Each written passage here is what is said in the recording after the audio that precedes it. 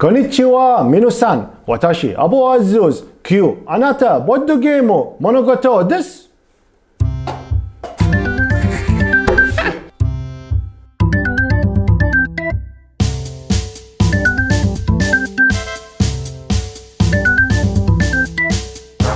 حياكم الله متابعينا في قناه ديوانيه نايت، معكم اخوكم ابو عزوز. اليوم راح تحكي عن لعبه اسمها مونوغوتو. مونوغوتو كلمه يابانيه معناتها مانجينج ثينجز، يعني انت تدير الاشياء. المهم اللعبه مسويها واحد من الشباب كايديا اوريجينال، هو مؤلف الفكره اللي باللعبه كلها، راح تشوفون بعد شوي. اللعبه مناسبه حق الجروبات اللي من 3 اشخاص الى 8 اشخاص، راح تاخذ من وقتكم نص ساعه الى ساعه الا ربع. مناسبه حق اللي عمرهم 10 سنين وما فوق. اللعبه فيها فكره ان انت لازم تركب مجموعه، بس المجموعه اللي انت تركبها مو حقك، لا على اللاعب اللي ضدك، لان اول لاعب توصل مجموعته حق 6 كروت راح يكون هو اللي خسران، راح يطلع برا اللعبه واللي بقوا راح يكملون. طبعا اللعبه تقدرون تلعبونها بيجنر مود وادفانس مود. اول شيء راح نشرح لكم البيجنر مود وعقبها راح نشرح لكم الادفانس مود. خليكم ويانا عشان نتعرف على لعبه مونوغوتو.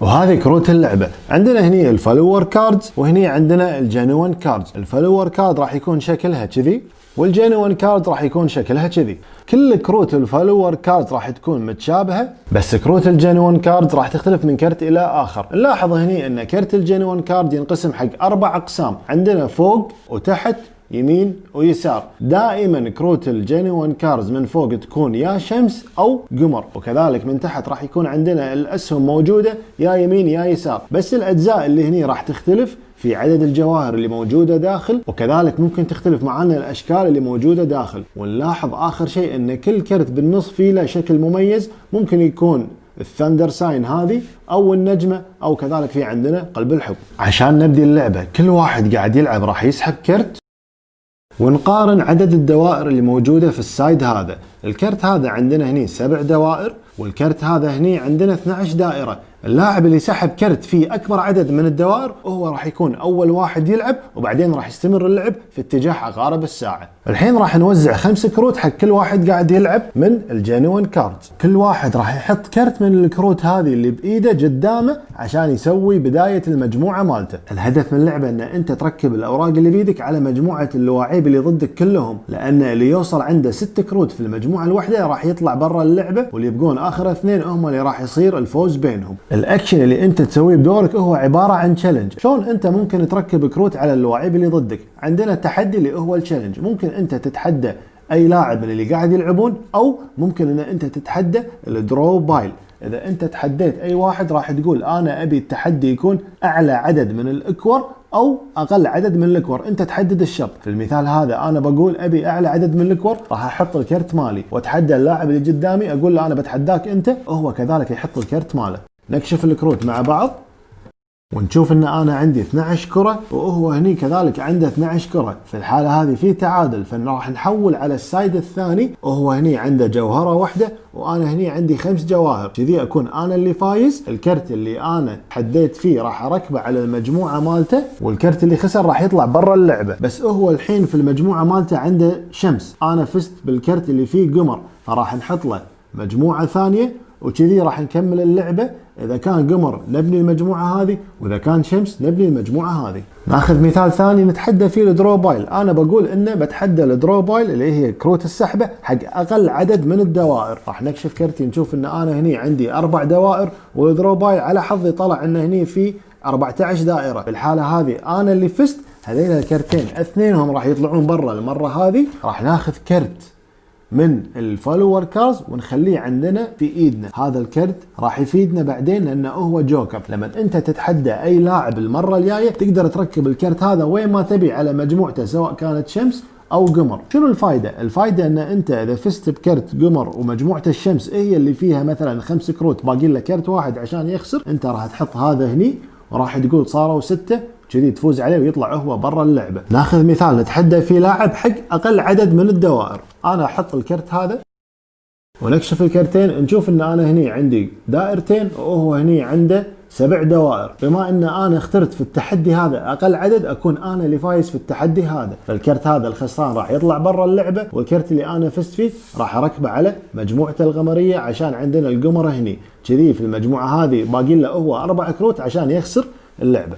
وبما ان انا في ايدي عندي الفولور كارد اقدر احط ورقتين في الحاله هذه. راح احط الفولور كارد بالاضافه الى كرت الجينوين كاردز اللي انا حطيته وفزت فيه بالتحدي. كذي انا بنيت مجموعته القمريه حق 3 كروت، باقي له 3 كروت وراح يخسر. هذه طريقه لعب اللعبه البيجنر مود. راح نشوف منو عنده اعلى عدد من الاكور او اقل عدد من الاكور حسب الشرط اللي انت تحطه في التحدي، واللي يوصل حق 6 كروت في اي مجموعه سواء كانت الشمسيه او القمريه راح يكون هو اللي خسران يطلع برا اللعبه. ونحط ببالنا ان لما تخلص ال5 اوراق اللي بيدك كلهم، لما يجي دورك راح تسحب 5 من السحبه وتنزل واحده منهم قدامك، بس طبعا بشرط ان انت ما عندك 6 كروت في مجموعه واحده وطلعت برا اللعبه. كذي راح تلعبون اي لاعب توصل واحده من مجاميعه الى 6 كروت راح يطلع برا اللعبه، واللي للحين باللعبه موجودين راح يكملون ليه ما يكون باقي 2 فقط اللي قاعد يلعبون. لما يصير 2 فقط اللي قاعد يلعبون لازم نشوف منو عنده اكثر عدد من الكروت اللي فيها 4 جواهر. يعني شنو؟ يعني الكرت هذا فيه 4 جواهر، هذا كرت واحد وهني متكرر يعني كرتين فيهم 4 جواهر. اللاعب هذا ما عنده ولا كرت فيه 4 جواهر، الحالة هذه راح يفوز اللاعب هذا اذا كان هو من ضمن اخر 2 بقوا في اللعبة. عشان كذي في بداية اللعبة لما كل واحد مطلوب منه ينزل كرت عشان يبدي المجموعة مالته وبعدين تدش التحدي، حط ببالك ان اذا كان بيدك كرت من الكروت اللي فيها 4 جواهر تحطه بالبداية ممكن يساعدك اذا انت كنت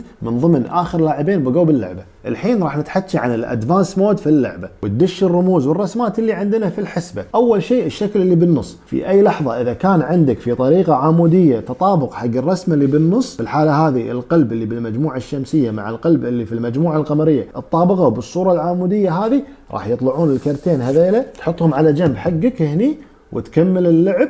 كذي انت قللت من عدد الكروت اللي عندك في المجموعة وراح يطول وقتك اكثر. وكذلك الكرتين هذيلا حطيناهم على جنب عشان لما تخلص الكروت اللي بيدك انت راح تسحب من هني 3 كروت وتاخذ الكرتين اللي على جنب. كذلك صار كذي عندك 5 كروت، ما راح تسحب ال5 كلهم من السحبة، راح تاخذهم من الكرتين اللي حطيتهم على جنب. نيجي الحين حق الاسهم اللي موجودة عندنا تحت. اذا انت دشيت بتحدي مع لاعب قاعد على يمينك او على يسارك، ما يصير يكون الواحد على قدامك عشان تستعمل الاسهم هذه.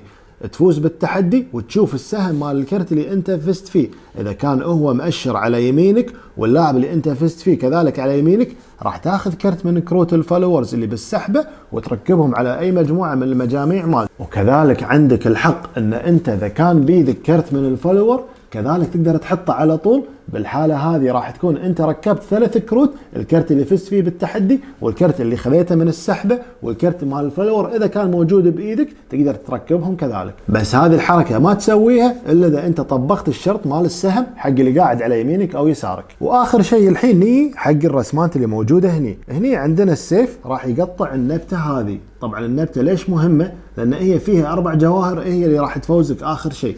فالسيف هو اتاك يقطع النبتة راح يطلعها برا اللعبة، وكذلك كرت السيف راح يطلع برا اللعبة. بس اذا كان الابوننت نفسه عنده الشيلد اللي هو الحماية ما راح يخلي النبتة تطلع برا، راح ياخذ هو الهت بدالها وراح يطلع برا. وكذلك اذا عنده المطرقة يقدر هو يستعمل المطرقة يصلح فيها الشيلد عشان يرد عنده في الست ماله، وكذي تطلع المطرقة بدال الشيلد. واخر شيء عندنا القناع هذا الماسك راح يعطيك القدرة انك تبدل الكرت اللي موجود في مجموعتك مع اي كرت موجود بايدك. طبعا اكيد انت راح تحط كرت من ايدك اذا كان عندك 4 جواهر نبتة راح تحطه، لان هذا راح يساعدك في كونديشن الفوز. وكذي نكون تعرفنا على لعبة مونوغوتو. ما راح اقول لكم بكل بساطة نفس كل مرة، لان اللعبة شكلها مبدئيا معقدة بس هي مو معقدة. ليش؟ لان انتم بالبداية راح تلعبونها بس بالبيجنر مود، تعرفون شنو فكرة اللعبة، فكرة التشالنج اللي فيها، بعدين راح تلعبونها الادفانس مود وتتعودون على الميكانكس اللي فيها، راح تستمتعون لان هي اللعبة اوريجينال فيها لذة وفكرة جديدة حق الكارد جيمز. طريقة اللي تفوز فيها مو ان انت تجمع ست عندك، ان انت تخسر خصومك تركب الست مالهم. في فيريانت عندنا كذلك حق اللعبة، بدل لا تلعبها انت بروحك ضد كل اللي موجودين ممكن تلعبونها بتيمز، وعشان التيم يخسر لازم الستين يوصلون حق 6 كروت وكذي التيم يطلع برا. وفي بعد كذلك قوانين ثانية موجودة بالمانوال راح تتعرفون عليها. والحلو في اللعبة ان احنا عندنا كرت هو عبارة عن باركود تسوون له سكان بتليفونكم، راح ياخذكم حق ديجيتال كوبي من المانوال مال اللعبة ويشرح لكم كل القوانين الادفانس مالت اللعبه والبيسكس كذلك. وفي المستقبل كذلك الشركه اللي مسويه اللعبه عندهم فكره ان هم ينزلون العاب جديده، بس ما راح تشترون الالعاب الجديده هذه، راح تركبونها على كروت اللعبه نفسها هذه ويصير فيها نيو ميكانكس، وكذي راح تصير عندكم يوتيلايزيشن تستغلون اللعبه هذه في العاب مستقبلا المطوره من نفس الشركه. والشركه اللي اقول لكم عنها هذا اكونتهم لودوناما. اذا انتم انترستد ان تشترون اللعبه هذه منهم هم، راح يعطونكم النسخه الاوريجنال منها اللي هي كانت بالوان ابيض واسود وفيها شغلات غير. وكذلك مستقبلا لما ينزلون العاب جديده راح تستعملون نفس الكروت هذه بس بافكار جديده. لا تنسون تعطونا لايك وتحطون رايكم في الكومنتات، واللي ما اشترك في القناه ما عليكم امر يشترك على اليوتيوب وعلى الانستغرام، ونشوفكم في اللعبه الجايه.